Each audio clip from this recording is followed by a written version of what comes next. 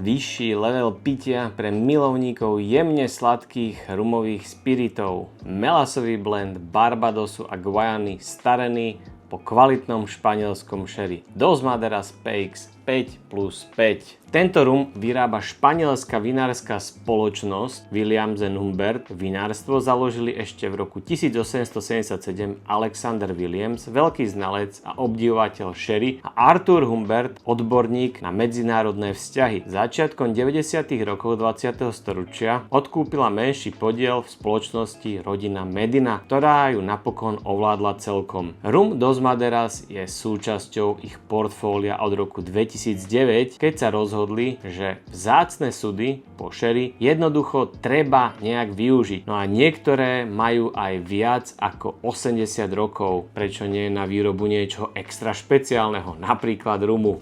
Do španielského Jerezu v srdci Andalúzie dovezú 5-ročné rumy z Barbadosu, Foursquare Distillery, a z Guajany z Diamond Distillery. V Španielsku v Jereze potom rum zreje tradičným španielským systémom Solera 5 rokov v sudoch po 20-ročnom sherry, 3 roky po suchšom Palo Cortado a ďalšie 2 po veľmi sladkom Pedro Jiménez. Poďme si ho vyskúšať. Vonia sladko, karamelovo, po hrozienkach, trstinový cukor, slivky. Nie je tam žiadna taká nepríjemná štiplavosť, hlavne teda sladkosť.